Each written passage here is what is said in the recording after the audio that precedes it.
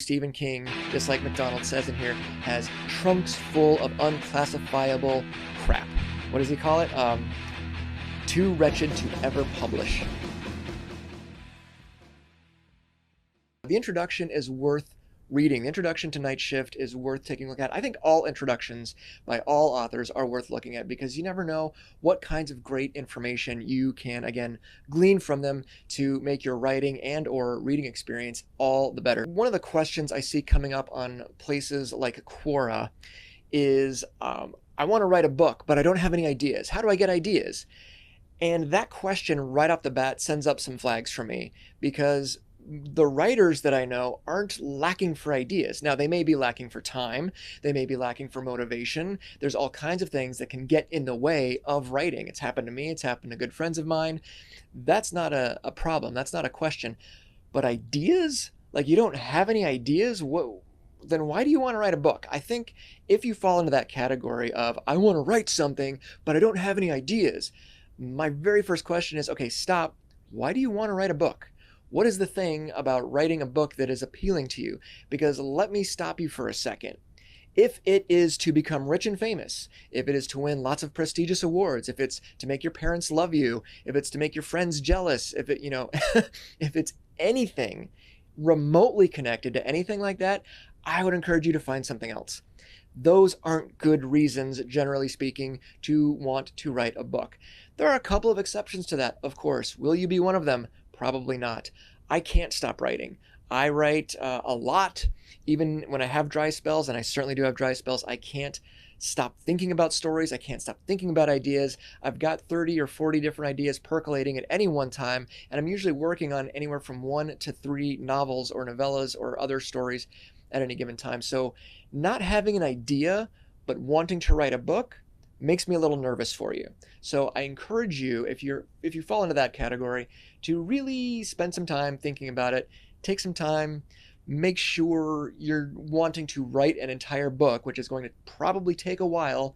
Make sure you're doing it for the right reasons, for reasons that are good and fun and authentic and feel good to you. Now, having said that, sure, where do you find ideas? Where's a good place to look for ideas? And you know what? They're everywhere. They're just everywhere. Look at the news.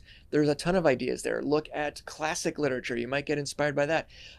Anytime you watch a movie or read a book or encounter a story and you ask the question, well, what if this instead? And now you've got a brand new idea. One of the things I want to articulate, and I will continue to hammer on this because I think young and apprentice writers in particular need to know this. Every story's already been told, man. They've all been told. Shakespeare himself didn't have a new idea in his head. He just told it differently. And generally speaking, told it better. But the basic story, boy falls in love with girl, but they're from opposite sides of the tracks or whatever, but they're still in love. Like, that was told a long time before Shakespeare got a hold of it. Okay, so don't worry about stealing ideas or this idea has already been done. Yes, it has. I guarantee you it's already been done, but it hasn't been done by you. That's the critical difference. Now, what you may be saying is that you want to tell stories. That's a whole different thing than writing a book.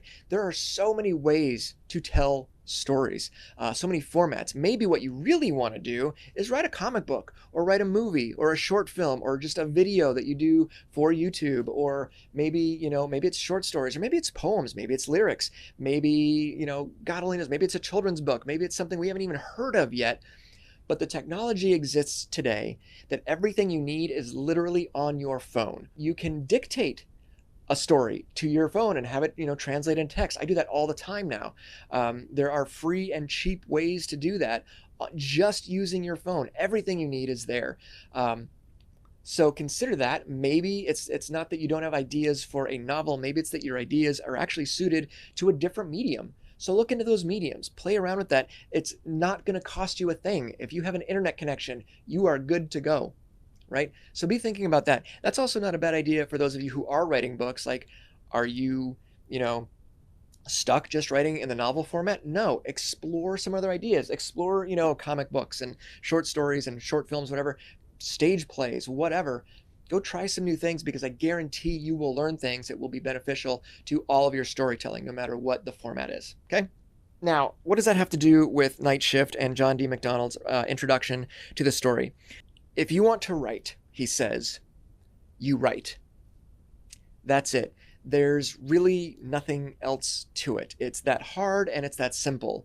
If you want to write, you write. Stephen King has talked about this on more than one occasion and more than one place, that even if he wasn't, the mighty Stephen King, he would still be writing. He's a storyteller. He's a writer. That's what he does. I feel the same way. I may never publish another traditional novel with another traditional publisher ever again. Okay, still going to write, because when I don't, I feel bad. That's the thing. And I think most of my writer and storytelling friends feel the same way. They feel like something is missing when they don't write. I say lean into that. But that is one of the things that Macdonald says in the introduction. If you want to write, you write. It's really kind of that simple. Stephen King always wanted to write, and he writes.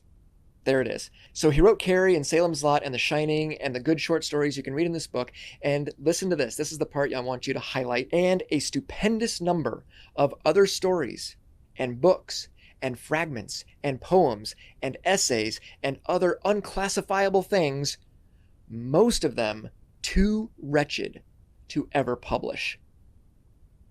Right? Following that, he adds this, because that is the way it is done. Thank you, John D. Macdonald, for making it so clear, because he's absolutely right. We write unclassifiable crap. It's important that we write it, because that's what makes room for the book. That's what makes room for the movie, for the screenplay, for the comic book. You have to write it all down. You have to get it all out, and then you swim through it, and you polish it, and you shine it, and you edit it, and you revise it, and then it becomes something that you can share. I guarantee you Stephen King, just like Macdonald says in here, has trunks full of unclassifiable crap. What does he call it? Too wretched to ever publish. That should make you feel good. That should make you feel really good. If Stephen King's got it, if every other author you love has it, that should make you feel good, because I would say in my experience, the ratio of what you write to what people actually end up reading is about, I'm going to guess 10%. I would say when you read one of my books, when you grab, Sick or Party or Zero, one of these books, you are reading the top 10% of what I actually wrote for that story. It might be more or less depending on the author, but for me, I'd say I average about 10%. 90% of it can't ever see the light of day, and that's okay. That's the process. A summary of what makes a good story. A story is something happening to someone we've been led to care about. It's that easy.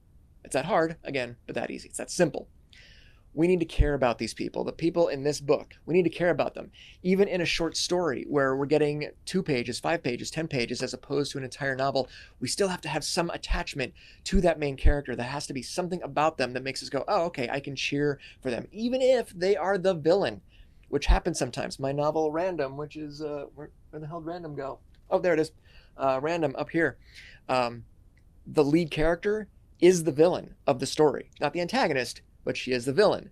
And hopefully, if I've done my job, you can still feel for her, or at least be drawn into her story by facets of her personality that are still attractive to us. So that's important. Story is something happening, and that's the key word to underline, something happening to somebody we've been led to care about. It's not easy to execute, and we never stop learning. One of the things I've been meaning to do, I'm proud to announce that I've been accepted into an MFA program for the first time. Never tried to get into an MFA program before, but now I have, and I'm very excited. Looks like a really good school. I'm very jazzed to get in there and start working. And some people are going to be like, what? But you already published 9 novels, and you did Spawn, and you did blah, blah, blah. Why do you need an MFA? Well, the answer is I don't need an MFA, quote unquote. Done this fine without one. But I want one because I need to keep learning some stuff. And an MFA program, in this particular case, is going to give me a new breadth and depth of knowledge that I didn't have the last 10 years, the last 20 years, whatever. So for me, it's the right choice right now. Now, we can have a whole other conversation about that coming up. If that's something you want to discuss and you're interested in learning more about, let me know in the comments here somewhere, and we'll certainly have we'll do a live and talk about that. But we never stop learning. That's the point. Don't ever feel like, well, I'm up here. I don't have to, yeah.